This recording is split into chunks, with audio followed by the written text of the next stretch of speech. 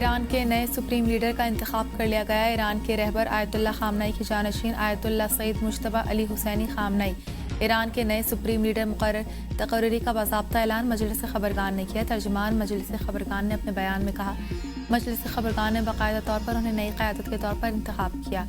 इंतखाब मुकम्मल मुशावरत और बाकायदा तरीक़ाकार के तहत अमल में आया। दुनिया भर के मुसलमानों और आज़ाद लोगों से अपील है कि वो इस वक्त के गिर्द मुत्तहद हों और उम्मत मुस्लिमा के मफाद के लिए यकजहती का मुजाहरा करें। उम्मीद जाहिर की गई कि नई क़यादत उम्मत मुस्लिमा को इत्तेहाद, इस्तेहकाम और कामयाबी की जानिब ले जाने में अहम किरदार अदा करेगी। ईरान में आयतुल्लाह मुश्तबा खामनई के सुप्रीम लीडर बनने के बाद मुल्क भर में जश्न का समा।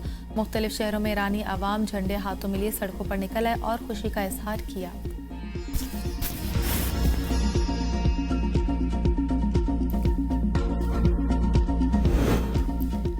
रहबर मौसम के इंतखाब में गैर मुल्की मुदाखलत की इजाज़त नहीं देंगे। ये ईरानी आवाम का इख्तियार है कि अपना नया रहबर मुंतखब करे। वज़ीर ख़ारजा अब्बास अराग़ची ने कहा, ये सिर्फ ईरानी आवाम का काम है, किसी और का इस मामले से कोई लेना देना नहीं। ईरान का सदारती दफ्तर, काबीना, पार्लियामेंट और दीगर सियासी इदारे अमूल के मुताबिक कर रहे हैं। इसराइल अमरीका गुज़िश्ता साल की 12 रोज़ा जंग के बाद वाली जंग बंदी तोड़ चुके हैं। ईरानी वज़ीर ख़ारजा अब्बास अराग़ची ने मज़ीद कहा कि अमरीका और इसराइल अब दोबारा जंग बंदी का मुतालबा करना चाहते हैं, तो इस तरह नहीं हो सकता। जंग का मुस्तकिल खात्मा होना ज़रूरी है।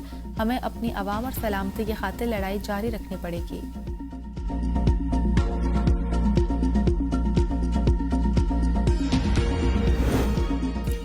मजलिस खबरगान ने खतरात और हमलों के बावजूद नए सुप्रीम लीडर का इंतखाब किया। अली लारेजानी ने कहा कि मौजूदा हसास हालात में नया लीडर मुल्क की रहनुमाई कर सकता है। ईरानी आवाम को नए सुप्रीम लीडर की क़यादत में मुत्तहद रहना चाहिए। दूसरी जानिब ईरान में नए सुप्रीम लीडर के इंतखाब के बाद पासरानी इनकलाब ने मुकम्मल इताअत का ऐलान कर दिया।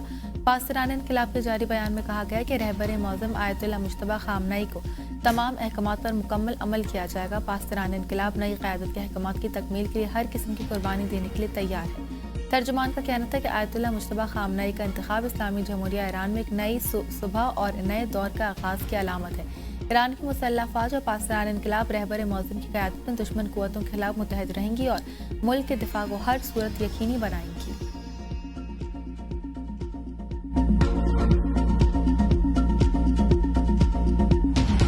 जंग का दूसरा हफ्ता, अमरीकी और इसराइली हमलों में शिद्दत। तेहरान धमाकों से गूंज उठा। नजफ में भी शदीद बमबारी, 20 से ज़्यादा अफराद शहीद, 50 ज़ख्मी हो गए। हमलों के बाद तेहरान में पेट्रोल पंप लाइनों में जोरदार धमाके। तेहरान में ईंधन के ज़खायर और पाइपलाइनों पर हमले से बड़े पैमाने पर आग भड़क उठी। दारुल हुकूमत तेहरान धुएं के बादल छा गए। कोहाक, शहरान और कारान में ऑयल डिपो को निशाना बनाया गया। तबाहशुदा तेल के डिपो में रिसने वाला तेल तेहरान के सिरविच निज़ाम में जहाँ पहुंचा, सड़कों के किनारों पर आग भड़क उठी, जिसे मकामी तौर पर आग की नदी करार दिया जा रहा है। ऑयल तनसीबात पर हमले के बाद शहर के हिस्सों में तेल नमा ज़रात जमीन पर गिरते देखे गए। मकामी हुक्काम की शहरियों को घरों से बाहर ना निकलने और शहरियों को मुतासरा इलाकों से दूर रहने की हिदायत। इस्फहान में 8 अफराद शहीद। सूबा बवीज़ में ऑयल डिपो पर हमले में 4 ट्रक ड्राइवर शहीद। आरान, बेदगुल, बरखार, फ्लावर जान शहादतों की इत्तलात। ईरान में शहदा की तादाद 1300 से ज़ायद हो गई। CNN ने तेहरान से ऑयल डिपो पर हमले के बाद वक़्फ़ा की वीडियो रिपोर्ट जारी कर दी। अमरीकी नशरियाती इदारे के नुमाइंदे के मुताबिक वो हमले के बाद शहरान ऑयल डिपो पहुंचा, जहां ऑयल स्टोरेज टैंकों में आग भड़क उठ रही थी। तबाहशुदा टैंकों से शोले और स्याह धुआं उठता दिखाई दिया। हमले से ऑयल स्टोरेज तनसीबात को शदीद नुकसान पहुंचा और आग ताहाल बुझाई न जा सकी।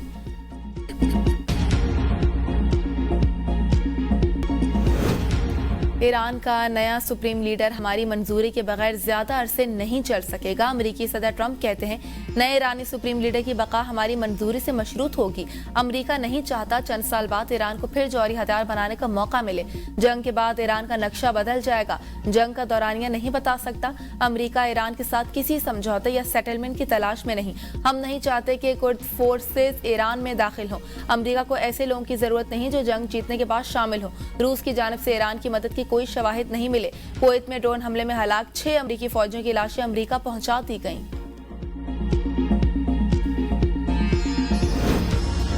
सऊदी अरब में रिहायशी इलाके पर ड्रोन हमला, 2 अफराद जाँ बहक, मुतअद्दिद जख्मी। सऊदी सिविल डिफेंस के मुताबिक ड्रोन हमले में 2 अफराद जाँ बहक जबकि 12 जख्मी हो गए। मरने वाले भारतीय और बांग्लादेशी बाशिंदे थे। सऊदी अरब की पहली बार ईरान को बराह रास्त जवाबी कार्रवाई की धमकी।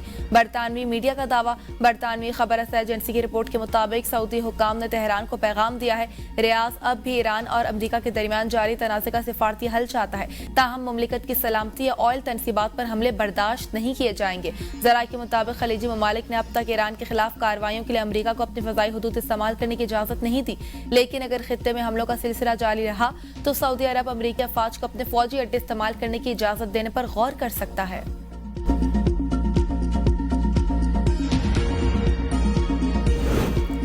हिजबुल्लाह की सख्त मज़ामत के बाद इसराइल के लबनान पर ताबड़तोड़ हमले। बैरून होटल पर बमबारी से 4 अफराद जाँ बहक, 10 जख्मी हो गए। इसराइली हमलों में जाँ बहक अफराद की तादाद 394 हो गई। 1000 से ज्यादा जख्मी, अमवात में इजाफे का खदशा। लबनानी वजारत सेहत के मुताबिक मरने वालों में 83 बच्चे भी शामिल। अस्पतालों में इमरजेंसी नाफिज। हिजबुल्लाह के हमलों में इसराइली फौज को भारी जानी नुकसान का सामना। 2 फौजी हलाक, 20 से ज्यादा जख्मी। इसराइल ने शहरियों के इनखिलाफ पर गौर शुरू कर दिया। हिजबुल्लाह ने कई टैंकों और दीगर फौजी तनसीबात को भी निशाना बनाया।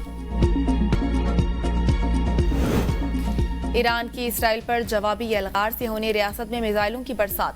220 अमरीकी फौजियों की हलाकत का दावा। ईरानी फौज का कहना है कि यूएस 5th फ्लैट के 21 फौजियों को हलाक और मुतअद्दिद को जख्मी कर दिया।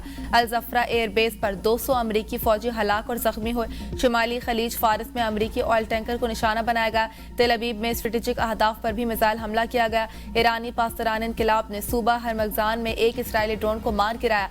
मशरिक़ वस्ता में अमरीकी अहदाफ भी मुसलसल तेहरान के निशाने पर। ईरान ने हैफा रिफाइनरी को निशाना बना डाला। कुवैत में रिफिजान बेस में अमरीकी हेडक्वार्टर को भी निशाना बनाया। कुवैत सिटी में दफ्तर पर ड्रोन का मलबा गिरने से पाकिस्तानी ड्राइवर जाँ बहक।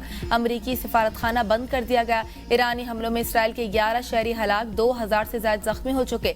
ईरानी फौज का उर्दन में अमरीकी फजाई अड्डे को निशाना बनाने का भी दावा। पासदारान इनकिलाब का कहना है कि दुश्मन पर हमले मजीद बढ़ाएंगे। इसराइल और अमरीका के साथ 6 माह तक शदीद जंग लड़ सकते हैं। ईरान ने अब तक पहली और दूसरी किस्म के मिसाइल इस्तेमाल किए। जल्द जदीद और तवील फासले तक मार करने वाले मिसाइल इस्तेमाल करेंगे। खित्ते में अमरीकी अड्डों और फौजी तनसीबात को अपना जायज हदफ समझते हैं, अपने दिफा पर समझौता नहीं कर सकते।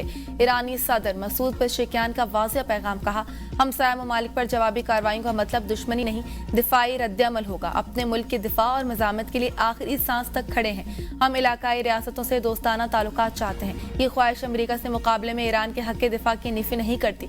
ईरानी स्पीकर पार्लियामेंट का कहना है कि जब तक अरब मुल्कों में अमरीकी अड्डे मौजूद हैं, ये मुल्क सुकून और अमन को भूल जाएं। हम उन्हें कभी चैन की नींद नहीं सोने देंगे। ईरान अपने मुल्क का दिफा हर कीमत पर करेगा और किसी गलतफहमी में ना रहे। ईरानी वज़ीर ख़ारजा अब्बास अराग़ची कहते हैं, नए रहबर मुअज़्ज़म का इंतखाब सिर्फ ईरानी अवाम का हक है। सुप्रीम लीडर का इंतखाब किसी दूसरे मुल्क का सरदर्द नहीं होना चाहिए। अमरीका जंग में शिद्दत चाहता है तो हमने भी तवील तैयारी कर रखी है। गुज़िश्ता जून में भी इसराइल के हमले के दौरान ट्रंप ने बिला शर्त हथियार डालने का मुतालबा किया था, लेकिन 12 दिन बाद इसराइल ने हथियार डालने की दरख्वास्त की। हम कभी हथियार नहीं डालते।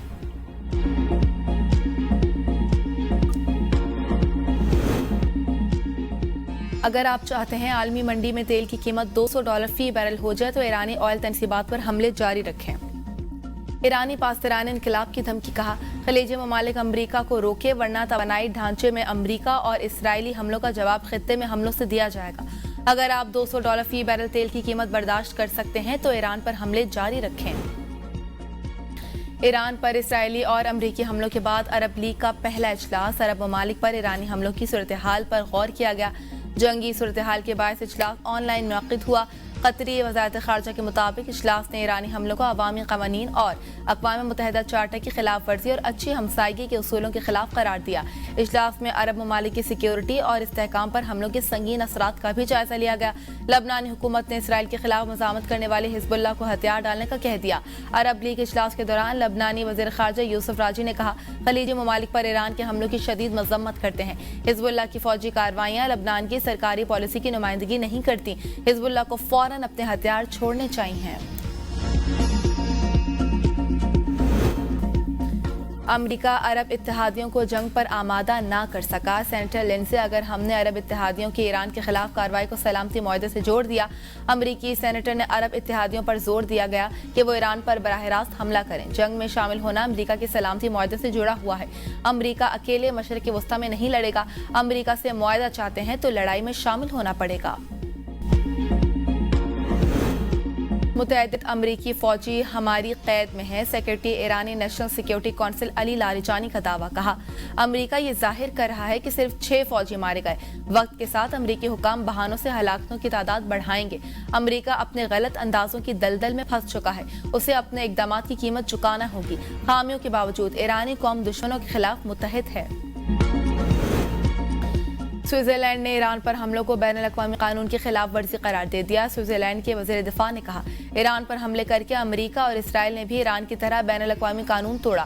फेडरल काउंसिल की राय है कि ईरान पर हमला बैनुल-अक़वामी कानून की खिलाफ वर्जी है और ये तशद्दुद की ममानियत के उसूल के खिलाफ है। वज़ीर दिफा का मजीद कहना था कि उनका इशारा तमाम ममालिक की तरफ है जो तशद्दुद की ममानियत पर अमल नहीं कर रहे, जिनमें अमेरिका और इसराइल भी शामिल हैं।